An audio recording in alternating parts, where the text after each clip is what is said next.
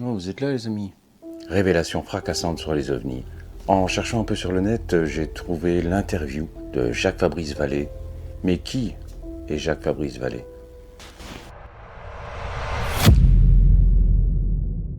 Jacques-Fabrice Vallée, né le 24 septembre 1939 à Pontoise, dans le Val d'Oise, est un informaticien, astrophysicien, ufologue et auteur français de science-fiction. Il vit dans la région de San Francisco. Jacques Vallée obtient une licence de mathématiques à la Sorbonne et une maîtrise d'astrophysique. En 1961, il entame sa carrière professionnelle en tant qu'astronome à l'Observatoire de Paris. En 1962, Jacques Vallée quitte la France pour exercer l'astronomie à l'Université du Texas aux États-Unis, où il écrit pour le compte de la NASA.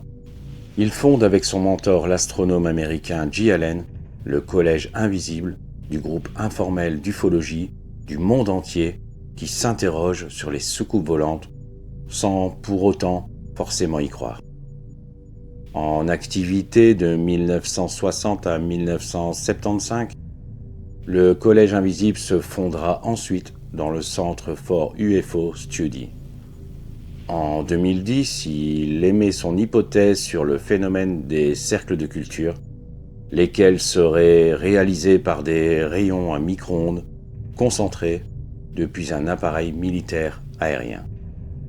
Jacques Vallée a été l'un des opposants les plus acharnés de l'hypothèse extraterrestre. Longtemps sceptique sur l'hypothèse des visites extraterrestres, Jacques Vallée publie néanmoins en 2021 avec la journaliste Paola Leopisi une enquête sur un ovni qui se serait écrasé au Nouveau-Mexique près de White Sand le 16 août 1945. Aujourd'hui, il nous dévoile des informations stupéfiantes sur ses recherches.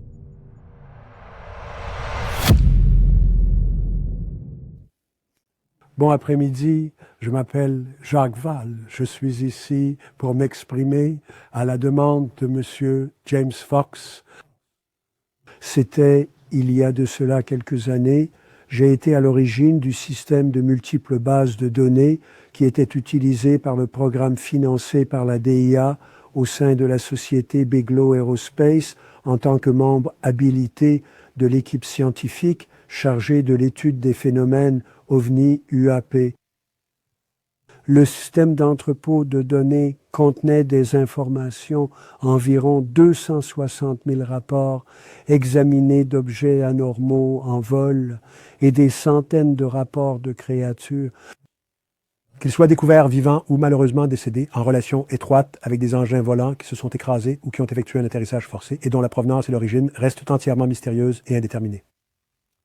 Y compris certains qui présentent des caractéristiques similaires à celles de Virginie. Et ainsi, en apportant des éléments de contexte utiles, tant sur le plan multinational qu'historique. Mes recherches actuelles nous mènent à des niveaux plus profonds avec de nouvelles études analytiques et physiques sur site sur des cas historiques tels que l'affaire de 1945 à San Antonio, Nouveau-Mexique, le cas de 1964 à Socorro, Nouveau-Mexique, ici aussi, et le cas de 1965 à Valençol, en France. Dans ces cas et plusieurs autres, de nouvelles données physiques et environnementales ont été recueillies. Les observations effectuées portent sur un total de 7 créatures, généralement similaires en taille et de morphologie générale à celles décrites par les témoins en Virginie, au Brésil, et par M. Fox, fournissant à la fois un contexte et un appui statistique pour les découvertes actuelles et futures. Plus particulièrement, toutes les créatures dont il a été question respiraient l'air ambiant de manière tout à fait normale. Au-delà de cela, je suis actuellement membre à titre personnel du Conseil d'orientation scientifique du Centre national d'études spatiales, CNES, un organisme du gouvernement français. Cette unité a activement mené des recherches sur la problématique des ovnis depuis l'année 1975, incluant des cas nationaux de rencontres rapprochées avec la présence d'occupants, dont j'ai également eu l'occasion d'étudier un certain nombre sur les lieux. Il doit être clair, cependant, que je ne représente absolument aucune de ces organisations gouvernementales, que ce soit dans le cadre de cette discussion ou de tout autre contexte. L'incident de Varginha, survenu en 1996 au Brésil, un événement qui a été minutieusement recherché et documenté par le célèbre James Fox, s'inscrit dans la catégorie des cas déjà bien connus et documentés dans les archives scientifiques et médicales, dont un grand nombre est resté classifié et n'a jamais été rendu public. Assouplir les exigences en matière de classification tout en garantissant la sécurité des installations essentielles comme les laboratoires nucléaires permettrait d'informer et de mobiliser la communauté scientifique à un niveau supérieur. Une action du pouvoir exécutif visant à permettre des échanges plus ouverts transformerait radicalement le monde. Ainsi que le prouve clairement le cas de la Virginie, le fait de permettre des contacts plus ouverts sur la scène internationale engendrerait une bien meilleure compréhension entre les peuples. Des problèmes mondiaux. La manière dont les données sont actuellement organisées et segmentées constitue un obstacle majeur à toute recherche sérieuse et approfondie concernant ce qui se présente comme un phénomène d'origine extraterrestre, alimenté et contrôlé par une intelligence artificielle de très haute technologie.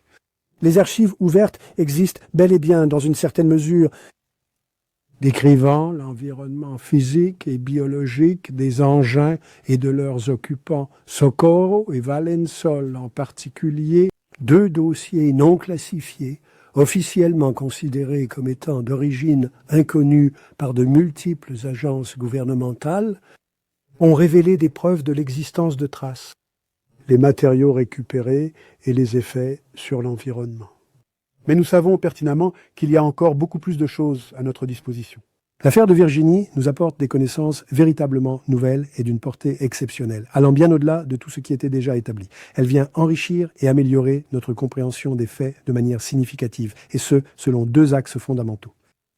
Premièrement, dans la capacité de reconstituer ce qui est arrivé à l'engin et à ses occupants du début jusqu'à la fin. Et pour la deuxième partie, dans la description professionnelle des caractéristiques anatomiques et comportementales de la créature vivante récupérée par les autorités dans un court laps de temps après l'accident, et ce, jusqu'au moment de son décès.